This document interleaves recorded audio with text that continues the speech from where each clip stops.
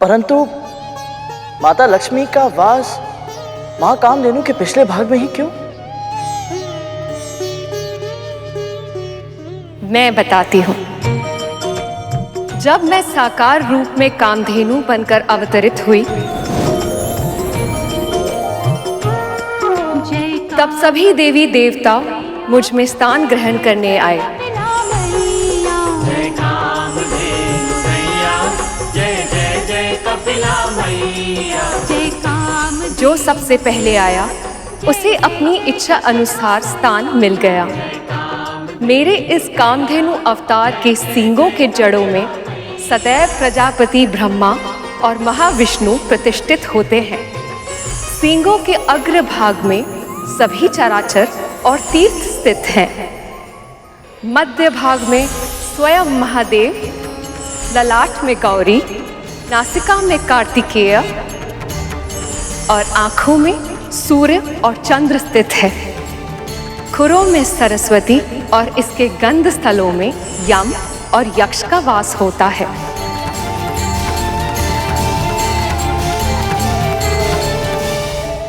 प्रणाम माँ। माँ, मुझे भी अपने इस कामधेनु रूप में कोई स्थान दे दीजिए। आपको विलंब हो गया देवी। अब तो सभी ने अपना मन वांछित स्थान चुनकर निवास करना आरंभ भी कर दिया है।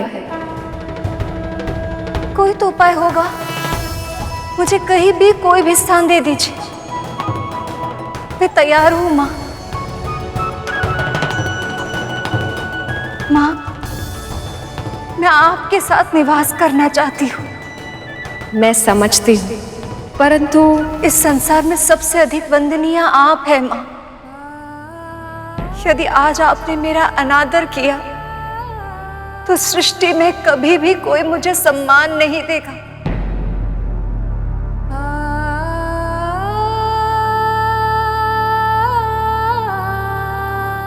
मेरी विनती स्वीकार करें माँ।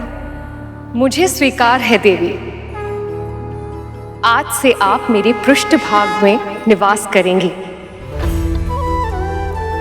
मेरे मूत्र और गोबर को भी शुभ माना जाता है और अब आपके निवास के कारण ये मनुष्यों के लिए और भी अधिक हितकारी होगा।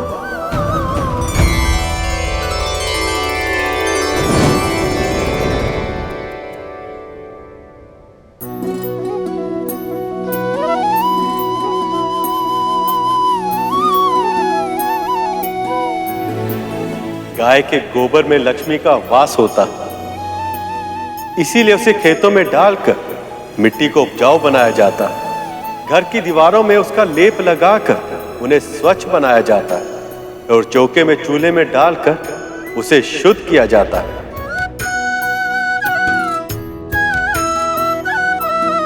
गाय के गोबर से बने कंडे हवन की समिधा बनते और गौमूत्र अनेक रोगों का नाश कर देता।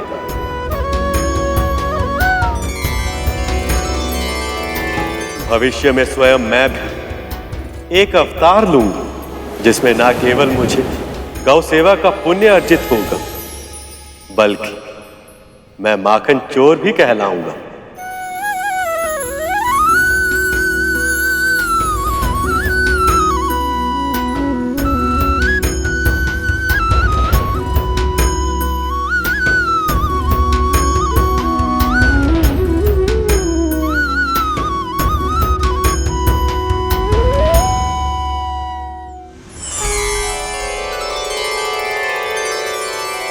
ये गाय तो बहुत गुणकारी है,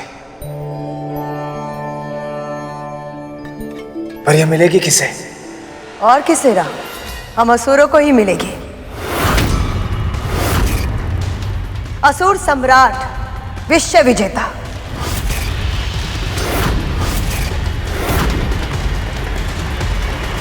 जो स्वर्ग पे राज करता है, ऐसे दिव्य गाय का अधिकार सिर्फ उन्हीं को मिलना चाहिए।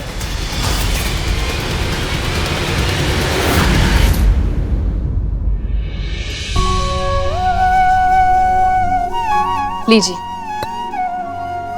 तनिक इसमें शहद मिला दे। जी।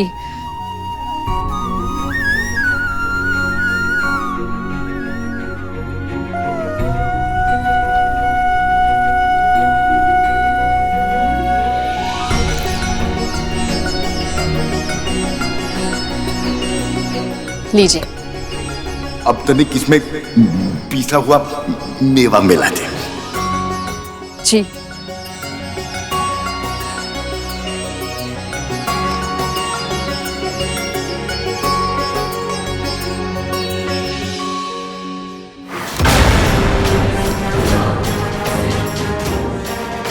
स्वयं तो मेरी दया पर जीवित रहती है, इस बुड्ढे की राजसी इच्छाएं तो ऐसे पूरी कर रही है जैसे दासी नहीं महारानी हो। अब पी इसे।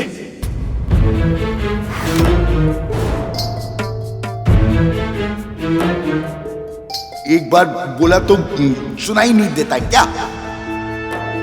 मैंने कहा पी इसे। बाबा, ये तो मैं आपके लिए बचपन में इसी तरह दूध पीना अच्छा लगता था ना तुझे?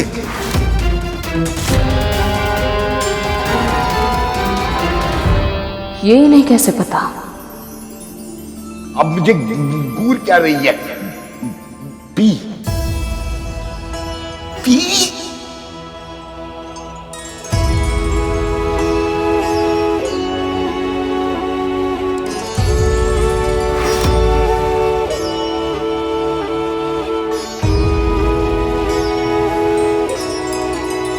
समझना संभव है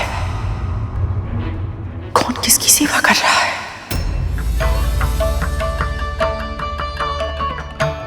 मीठा है ना? हाँ बाबा। किंतु मुझे मीठा नहीं लगेगा। तू पूरे संसार की मिठास भी इसमें डाल देगी ना, तब भी मुझे मीठा नहीं लगेगा। मुझे तो केवल गौ माता कामधेनु का दूध ही मीठा लगता है। अमृत जैसा स्वाद होता है उसमें। ये बुड्ढा विंता से अमृत के बारे में चर्चा क्यों कर रहा है? यदि विंता के मन में अमृत का विचार आ गया तो वो गरुड़ को कहीं से चकने की विवश न करते। नहीं, ऐसा नहीं होने दूंगी। नहीं बाबा, मैं केवल एक साधारण दासी हूँ। गौ माता कामधेनु जैसी दिव्य गाय का दूध मैं कहाँ से? तू ही कहती है ना कि ढूंढने से तेरे नारायण भी मिल जाते हैं, तो तू गौ माता कामधेनु का दूध नहीं ला सकती? यदि नहीं ला सकती है तो तू और तेरा नारायण दोनों किसी कार्य के नहीं है।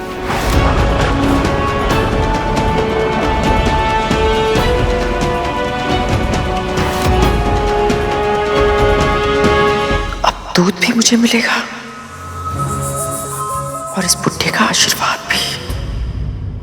क्षमा कीजिए दिति मां, महाराज बलि यदि एक बार जीत गए हैं तो इसका अर्थ ये नहीं कि संसार की सभी संपदाएं उन्हें ही प्राप्त होंगी। समुद्र मंथन के रत्न उन्हें ही मिलेंगे जो उसके योग्य हो। युवराज, इस योग्यता का निर्णय किस आधार पर किया तुमने? निर्णय कोई भी हो महाराज, इन देवताओं का आधार केवल छल है। ये दिव्य गाय, इन देवताओं को मैं किसी भी मूल्य पर नहीं लेने दूंगा। वज्रांग, ये हमारा अधिकार है और हम अपना अधिकार लेके रहेंगे, चाहे कुछ भी हो जाए।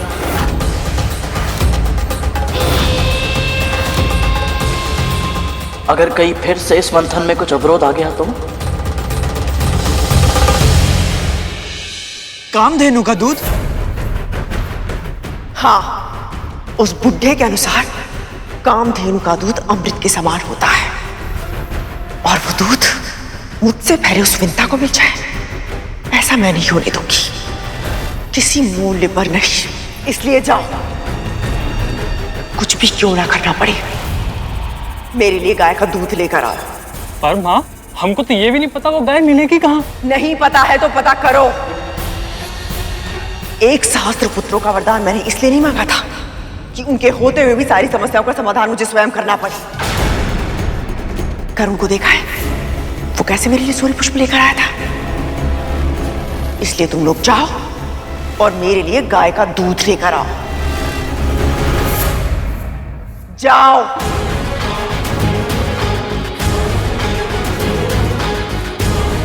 अब हम क्या करें? कहां से लाए ये दूध?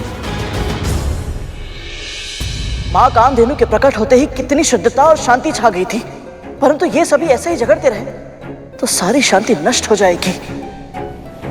इससे पहले कि आप सभी ये निर्णय करें कि ये दिव्य कामधेनु गाय किसे मिलनी चाहिए, आप सभी को ये जान लेना चाहिए कि जो भी इसकी सेवा करेगा वो पूरी तरह से सात्विक हो जाएगा।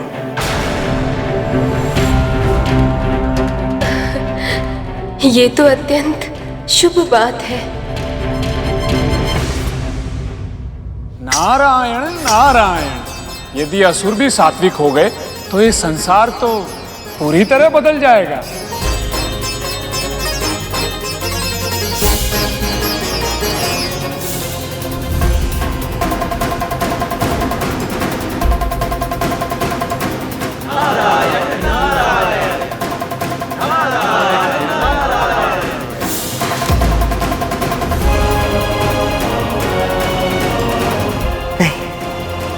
ऐसा नहीं होगा बलि, हम ये कामधेनु ग्रहण नहीं कर सकते।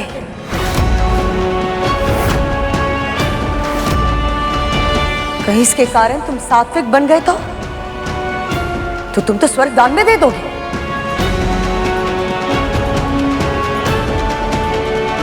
प्रभु की युक्ति काम कर गई, अब गौ माता देवताओं को मिलेगी। नहीं, हमें किसी ऐसी वस्तु की प्रतीक्षा करनी चाहिए जो बल और शक्ति का पलड़ा हमारे तरफ झुकाए रखने में हमारी सहायता करे।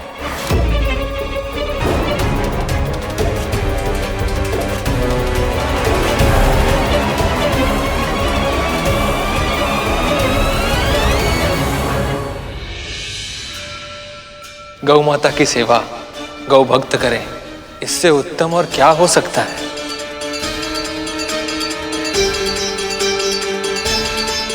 क्या हुआ गरुड़, तुम इस निर्णय से प्रसन्न नहीं हो? मैं इस बात से प्रसन्न हूं प्रभु कि गौ माता उन दुष्ट असुरों के पास नहीं गई जो सबको सताते हैं, जिनकी प्रवृत्ति ही दुष्ट है। हाँ, तो न जाने क्यों मेरे मन में संदेह हो रहा है प्रभु कि गौ माता इनके पास जाने के बाद प्रसन्न नहीं है। इतना जानते हो तुम गौ माता के मन को? ऐसा नहीं है प्रभु, मैं तो केवल इतना ही जानता हूं कि मां कामधेनु की आंखों में आंसू तो सदैव रहते हैं, परंतु आज इन आंसुओं में वो प्रसन्नता नहीं दिखाई दे रही जो तब दिखती है जब बहुत लंबे समय के बाद मैं अपनी मां से मिलने जाता हूं और वो अपनी आंखों में आंसू भरकर मुझे निहारती है।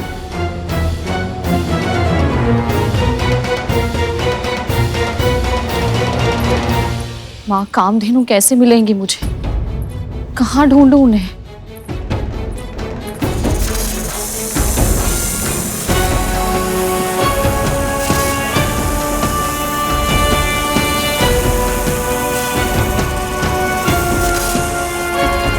ये इतने सारे नाग एक साथ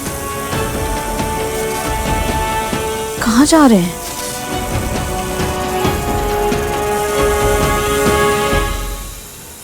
तक तो धूमल, क्या हो रहा है? कहाँ जा रहे हो तुम सब?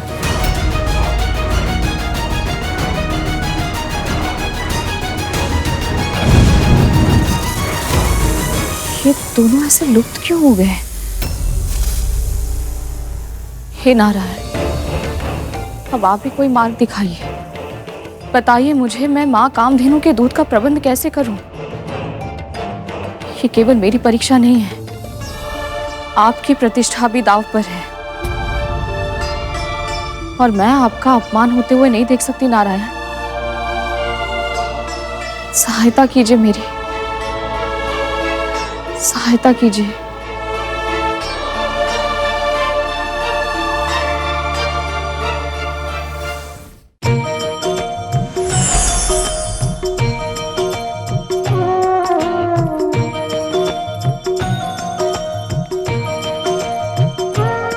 जय कामधेनु गैया, जय जय जय कपिला मैया। जय कामधेनु गैया, जय जय जय कपिला मैया। जय कामधेनु गैया, जय जय जय कपिला मैया। जय कामधेनु गैया, जय जय जय कपिला मैया।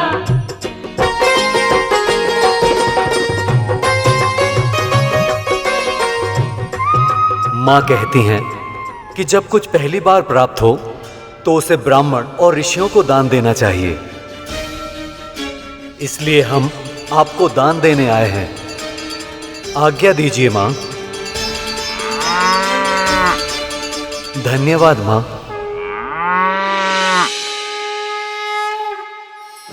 कैसे मूर्ख है ये देवता। पहली वस्तु मिली थी मंथन से, उसे भी दान में दे रहे हैं।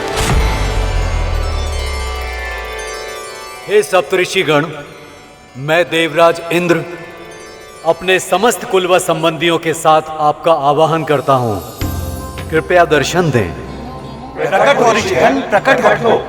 प्रकट हो ऋषिगण, प्रकट हो। प्रकट हो ऋषिगण, प्रकट हो।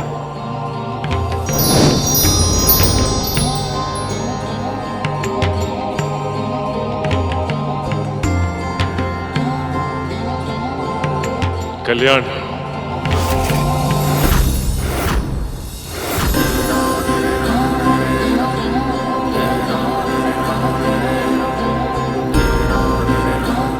ऋषिगण, हम सभी देवता पूर्ण श्रद्धा और भक्ति भाव से इन मां कामधेनु को आपको दान देना चाहते हैं।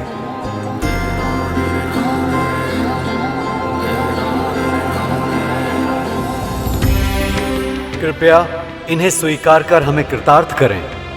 देवराज,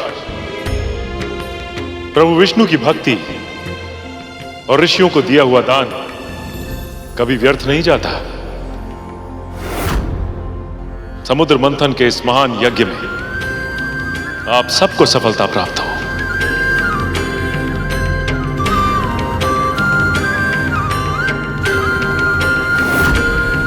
ये इंद्र तो बहुत चालाक निकला। गाय माता को दान देकर अमृत प्राप्त करने का मार्ग सरल कर दिया।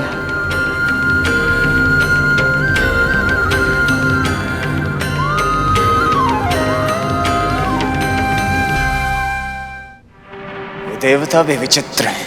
जब ये गाय इन्हें दान में ही देनी थी तो उसे प्राप्त करने के लिए हमसे इतना झगड़ा क्यों कर रहे थे? देवराज की बुद्धि की प्रशंसा तो करनी ही पड़ेगी। तुम कहना क्या चाहते हो? मां कामधेनु को दान में देकर देवराज ने एक तीर से 2 निशाने लगाए हैं भैया। दान देकर पुण्य अर्जित तो किया है, साथ ही साथ सप्त ऋषियों से आशीर्वाद भी लिया कि इस मंथन में विजय प्राप्त हो। इसका अर्थ यह है भैया कि अब अमृत इन्हें अवश्य मिलेगा। गरुड़ अब राजनीति के कठिन दाव पेच भी समझने लगा है।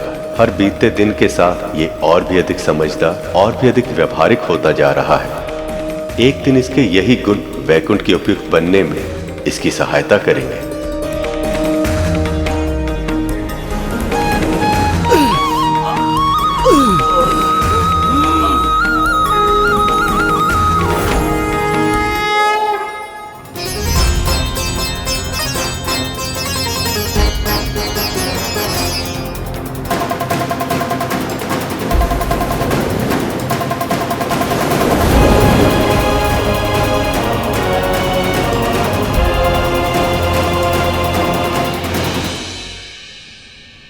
मां कामधेनु के प्रकट होने के बाद से इनका उत्साह बहुत ही अधिक बढ़ गया प्रभु।